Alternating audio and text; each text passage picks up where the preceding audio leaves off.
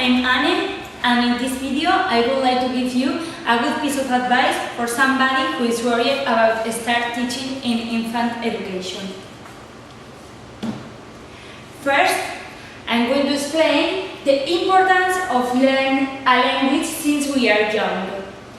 Children are often more enthusiastic and lively learners.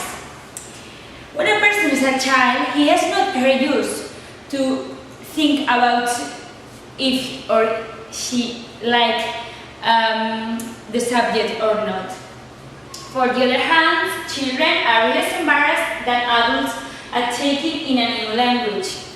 This is another important argument to teaching English in early years.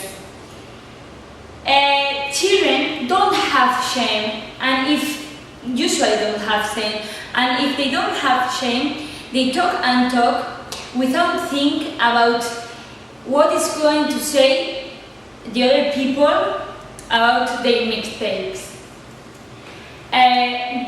Also, their lack of inhibition seems to help them get a more native-like accent. Johnston said that children can get a good acquisition of the sound system of the language in sound, pronunciation, and in intonation. Of course, I'm always talking about teaching language in young learners, so please be careful with the structure of English classes, because there are a lot of schools where the time available for language teaching is very short. So please don't waste that short time making activities that they are fun, but they are not really maximum learning. Okay, and of course these arguments are generalization which hide the detail of the different children and of the skills involved in teaching them. Okay, now considering Lynn Cameron's book, whose name is Teaching Languages to Young Learners, I would like to present you three of the most influential voices in the history of education and language education. They are Piaget, Vygotsky, and Bruner. If I start with Piaget, I would like to say that Piagetian psychology differentiates two ways in which development can take place as a result of activity. So we have assimilation and accommodation. Assimilation happens when action takes place without any change to the child. And accommodation involves the child adjusting to features of the environment in some way. If we compare both, I have to say that assimilation is the easiest method because it doesn't require a great deal of adjustment. Piaget also created the important idea of the child as an active learner and thinker, constructing his or her own knowledge from working with objects or ideas. Children have also intention just looking at other people doing things. Okay. It's important to know that children's sense-making is limited by their experience. And why it's important? Because realizing that children are active sense-makers, this is a key to know how children respond to tasks and activities in the language in classroom. Okay, if we continue with Vygotsky, I have to say that Vygotsky's theory is focused on the social and modern developments. Language is a new tool for children that provides the opportunity to organize information and to use the words as symbols. Furthermore, Vygotsky introduced the idea of zone of proximal development or ZPD. ZPD is a new concept of intelligence that differentiates the potential of solving problems alone and the potential of doing it under adult guidance. It is important to know that words have a special meaning for children learning a new language. For example, when a child says, orange is because they want more orange, or they want to paint more orange, or they want to use more the orange color, etc. To support learning teachers at the time of planning and talking to children, it's important to think what next it is the child can learn. For example, if we finish teaching a unit, we have to think what ability have children to continue learning another thing. To finish with the three voices, we have Brunner. And Brunner said that language is the most important tool for cognitive growth.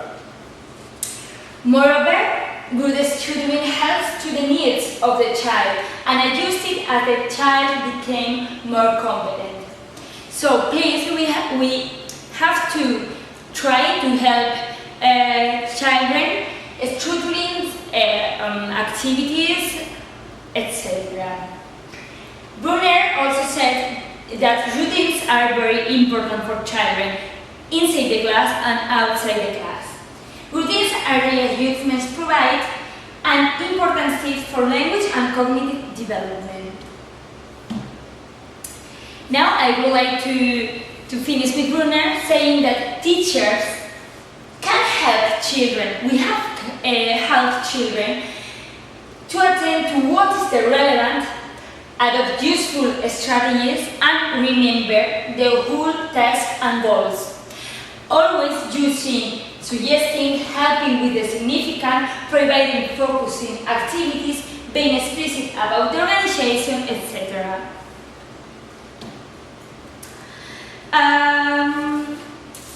After talk about Piaget, Vygotsky, and Brunner theories, I consider it important to finish talking about how the same task for the community classroom. Brunner and Jules say different things. Firstly, they distinguish between speaking and writing language. Distinguish between functions,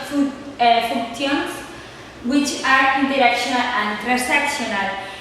Interactional is that speech is the maintenance of the social relationship, and for the other hand, transactional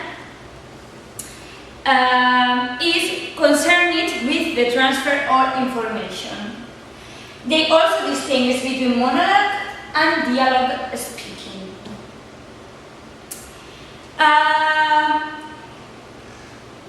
Ellen Balistock is another important person in education, and if we follow in Balistock's video, she said that life makes the difference.